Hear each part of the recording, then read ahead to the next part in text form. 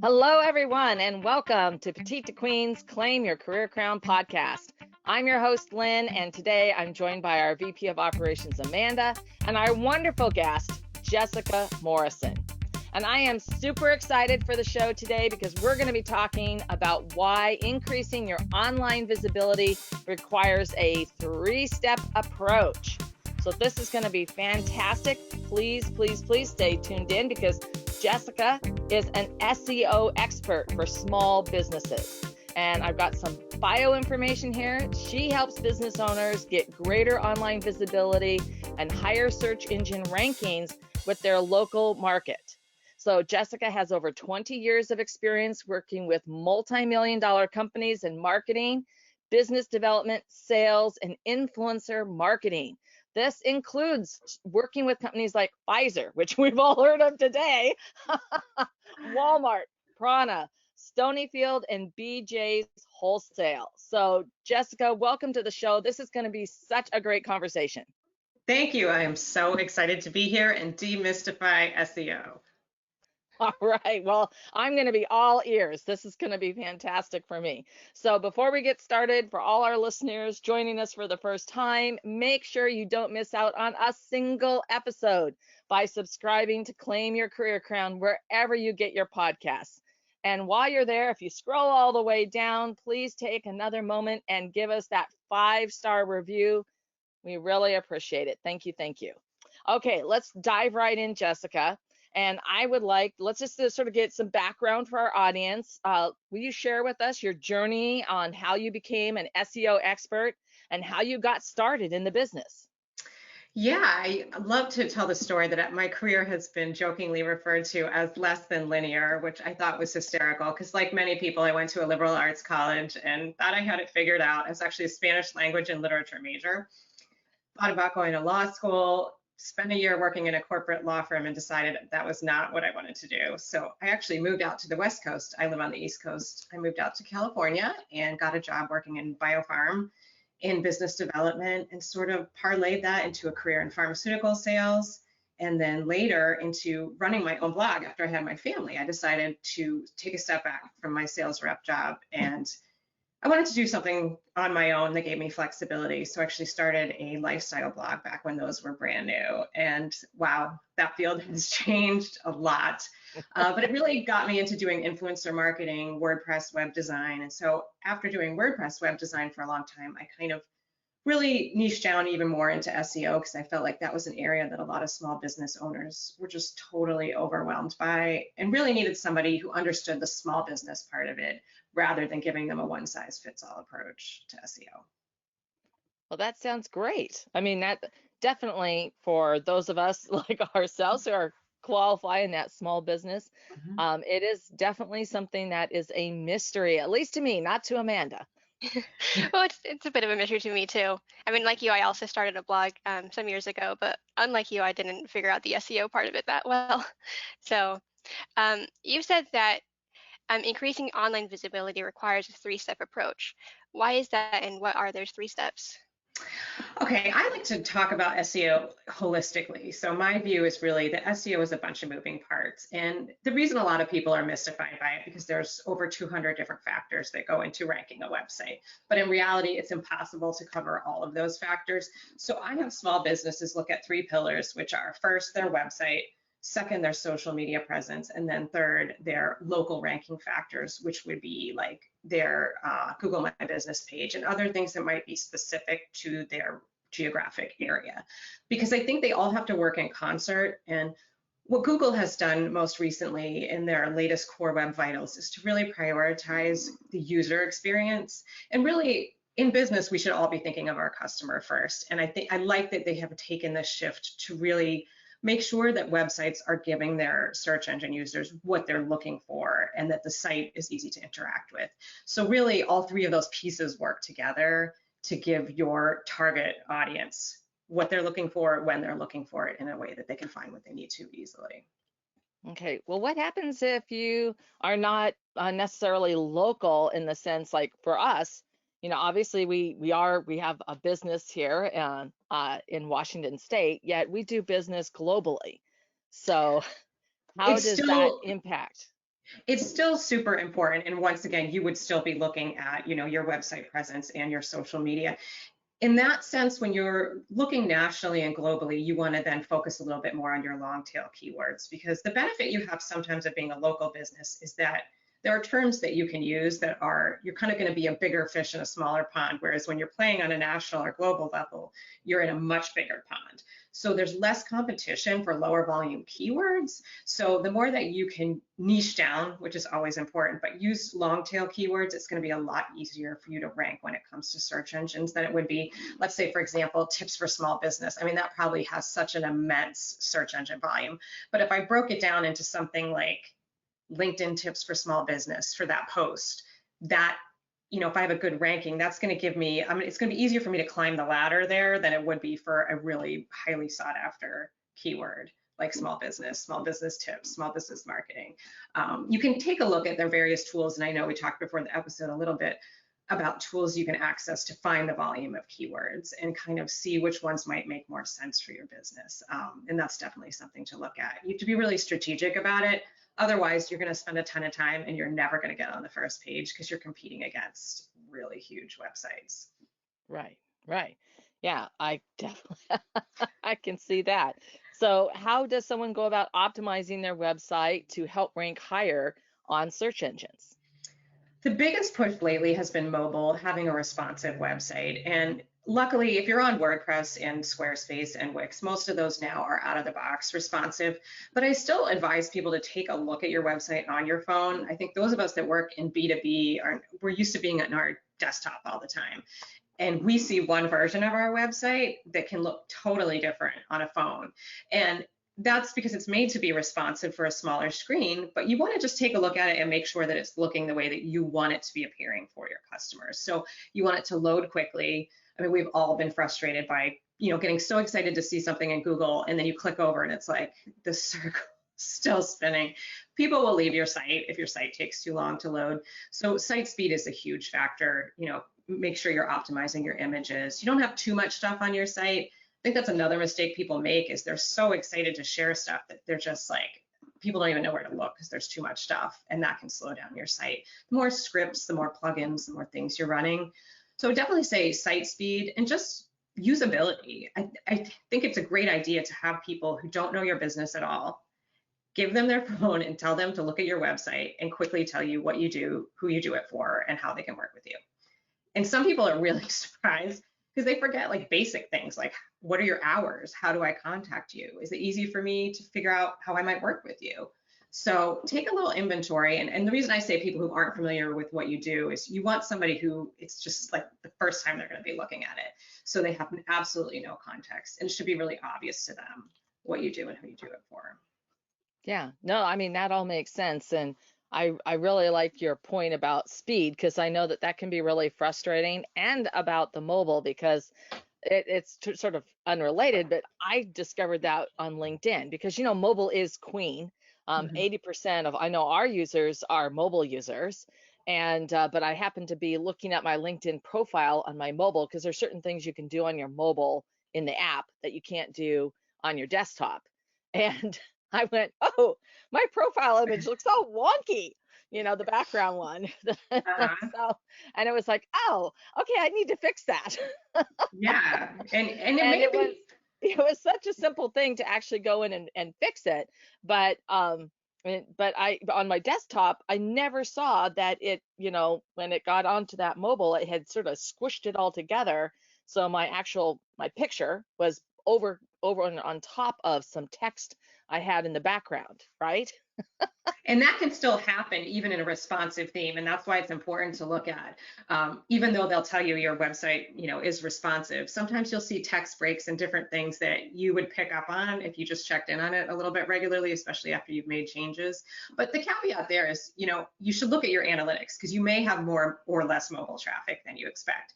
As I said before, some people who are mostly B2B their visitors are probably on a desktop, and they may not have quite as large of a mobile, but it's still really important. I think that the key point here is that Google is going to give preference in ranking to sites that are considered mobile friendly. And it's very easy to do. You can go, if you Google mobile friendly test, all you have to do is put in your URL and it will tell you a yes or no answer, whether it considers your website to be mobile friendly. Yeah, well, that's a great tip. That's a great tip for our audience. Yeah, definitely.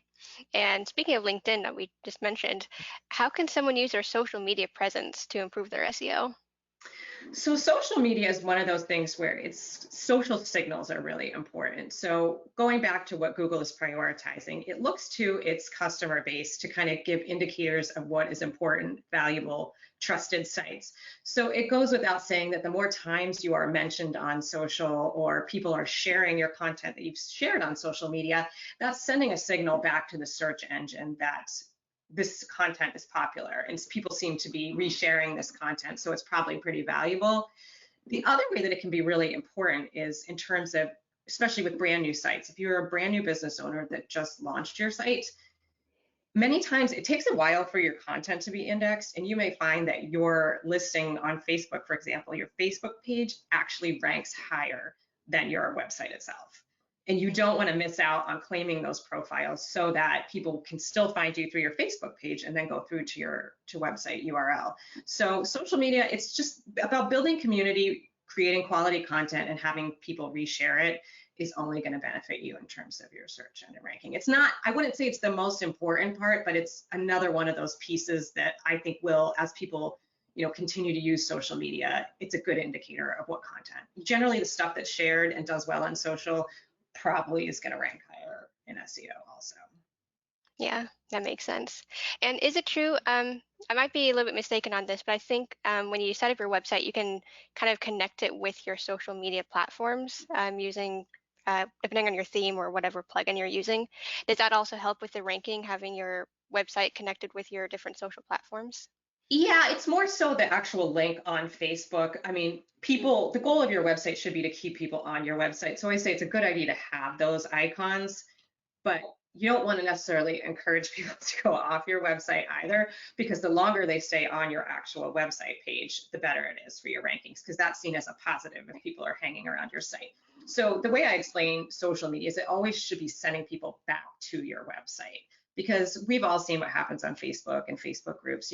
If you get the bulk of your clients through a Facebook group, what happens if your group gets shut down because you violated terms of service? All of a sudden, your audience is gone. So the goal should always be you will own your website, especially when you're self-hosted on WordPress. That is your domain, and you own it, and you own that content. So you really want to use that as a tool to direct people back to your website whenever possible.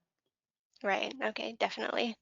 How often should people be working on their SEO in general? Is that something you should be doing monthly or weekly or daily or even more than that? I recommend that people, at a minimum, take a look at it monthly. I think one thing I would recommend to business owners is make sure you have Google Analytics installed on your website. I think that's one of the biggest mistakes I see, is that when people are ready to invest in SEO for their business, it is so helpful when you've had that tracking code installed and you can go back and take a look at the history of your website. So Google Analytics is a free tool that you can use. You insert tracking code into your website, and it basically tells you so many things about your audience: where they're searching from, what device they're using, where they're going on your website, how long are they staying. So all of that information you can use and take a look at monthly to kind of see where are people coming from. Like, you may find that you have a new referral source, somebody linked to your page from their website and you're getting a lot of traffic from there, or maybe you've noticed an uptick in a certain region. So these things can help you guide your content and where you're focusing on your business, because you may see that there's an area that you didn't realize you had an opportunity in, and you can kind of tweak that.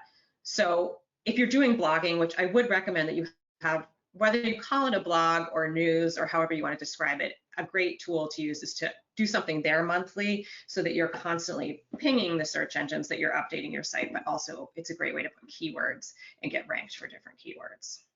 So I would say at a minimum monthly.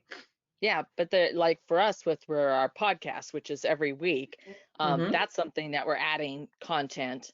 And then we're also adding content in the news page with, I'm a guest on podcasts all the time, just like you're a guest on ours today.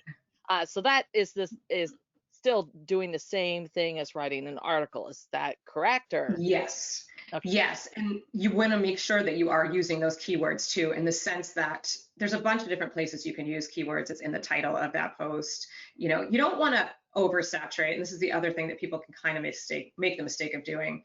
You don't want it to sound like you stuffed them in there, because Google like really got away from that. It used to be years ago that people would like put keywords in everywhere. And we've all come across an article on the web where you're like, whoa, this makes absolutely no sense. Yeah. Because they were just putting keywords in there. So it should be natural, but you want to make sure they're in there in your headings. You can change kind of it doesn't have to be word for word. So it's using those same types of terms, but putting them in titles and headings, you know, when you can use them in your site title or other places. But it's a great way to really, there's so many different keywords there. So if you have different clusters, those types of posts, like your podcast episodes, are great ways to kind of put things into different buckets that you kind of want to rank for, if that makes sense.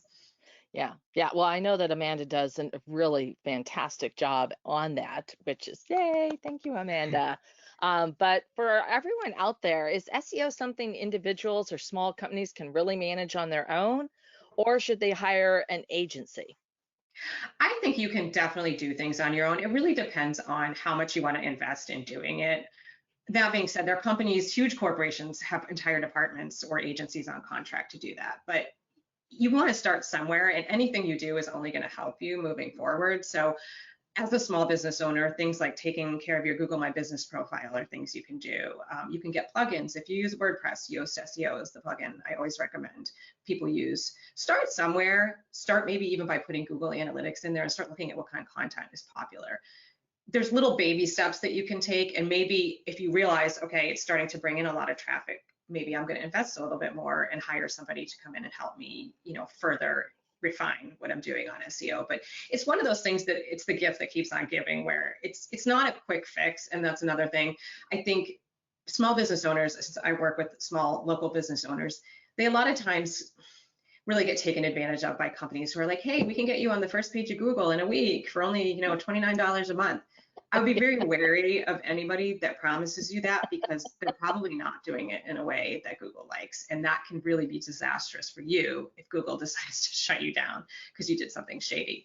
So really, you know, look at, try not to do those kinds of things. I think small business owners, that's why I work with them, is I want them to get something that is specific to their business, in the sense that you may not need this business might just need to spruce up their Google My Business profile, do some optimization of their images. Another business may have nothing in place, and so they're gonna kind of need a different approach.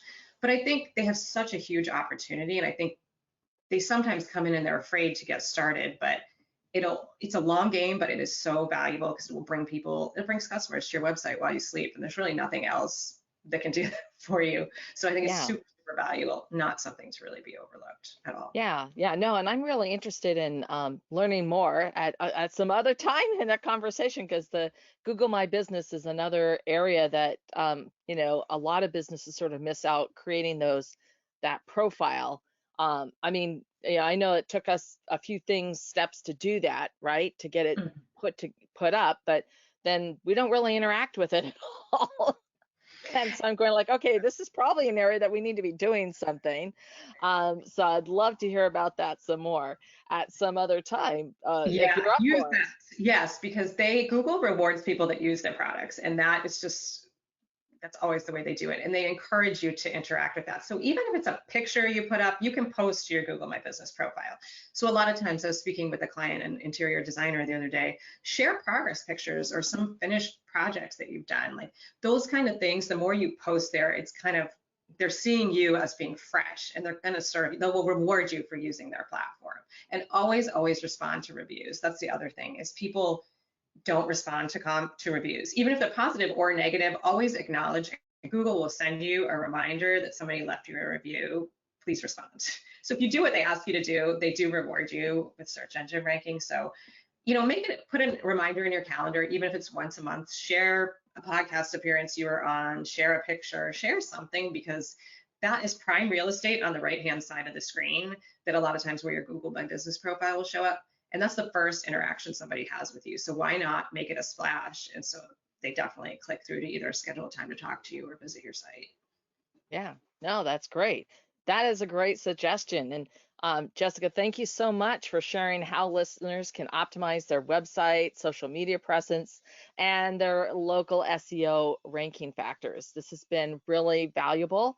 And I know our listeners are going to want to know more about where they can find you and learn more. Yes, they can find me on my website, which is seasidedigitaldesign.com. I also love to hang out on LinkedIn under the same title, and then also on Instagram. So I'm happy to help. I have some great resources if you want to come check them out. It's simple things you can do in less than an hour. I have 3 steps you can take in less than an hour to increase your online visibility. So go ahead and grab that. It's speaking to small business owners who wear very many hats is kind of a quick hit thing that will at least start getting them some search engine traffic. All right. Well, we will definitely provide the links below for everyone so that you can take advantage of this wonderful offer that Jessica has provided. And so, for everyone who's joined us, thank you so much, Jessica, Amanda. This has been such an informative discussion. And for those of you listening, if you have ideas that you'd like to share, please, leave us a comment in the comment section. We will respond to you. We love hearing your thoughts. And if you have a question or would like to suggest topics for discussion, you can email us at jointheconversation@petitetoqueen.com. And to stay current on all our wonderful podcasts, the resources that we offer, all of that wonderful stuff, please sign up for our weekly wisdoms newsletter at petitetoqueen.com, and you will never miss out on any of these wonderful, wonderful assets. All right, Jessica, Amanda, thank you both so much. Thank you. Thank you.